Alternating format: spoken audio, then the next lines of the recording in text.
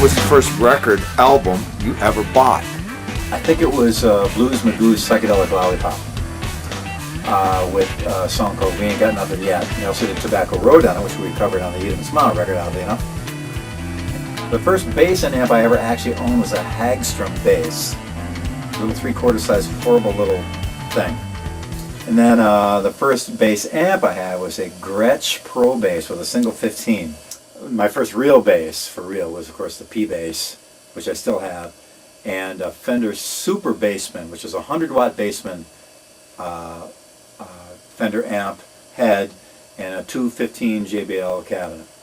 That was the real first one. First concert I ever saw was Jimi Hendrix. I remember smelling a funny smell.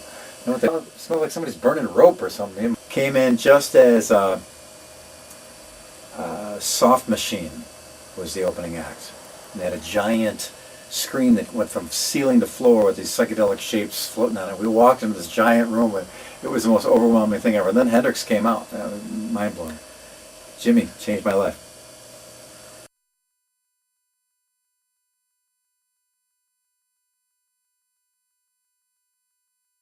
I would have loved to play with Hendrix in that band.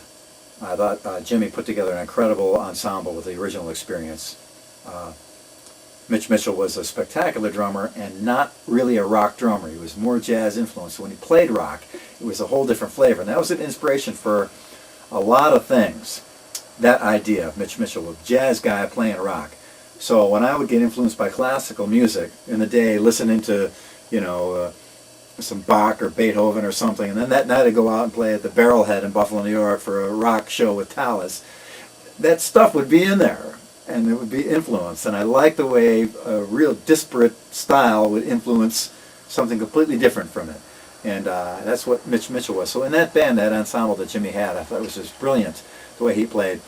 And Noel Redding, of course, was a great bass player too, and but I always heard more.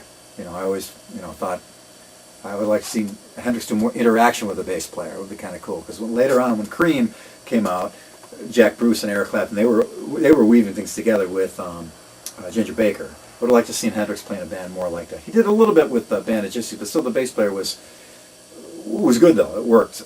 Billy Cox, incredible bass player, laid an incredible foundation for Hendrix to play. But it would have been interesting to do an interplay with him as a bass player.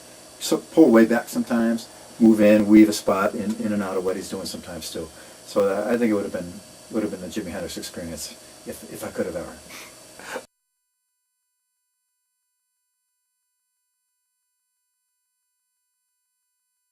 It sounds cliche, but you cannot deny the songwriting ability of the Beatles, Lennon and McCartney.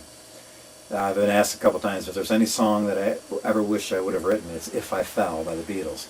It's a perfect song to me. It's just amazing, brilliant chord changes and transitions and the emotion of it. Incredible. So a lot of great songwriters I was into. From Burt Bacharach, Hendrix, Dylan, Nilsson,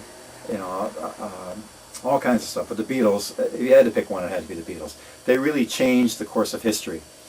Between them and Dylan, they were the first guys that started really writing their own stuff.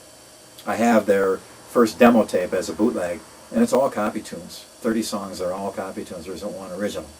Later on, as they grew into it, they started to write, and they really changed the course of history for where artists now write their stuff and then record it. Where before that, it wasn't that way. Elvis, Sinatra, before them, they were always doing other people's music. It's kind of interesting that the change occurred. Arguably, maybe someone else came before them, but they were the guys who were most known for the band that really began to write their own stuff. And Dylan as well. He was one of the guys that started that whole trend.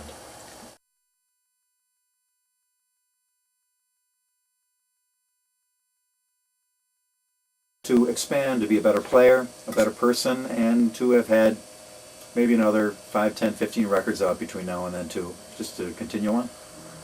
I'm always trying to improve.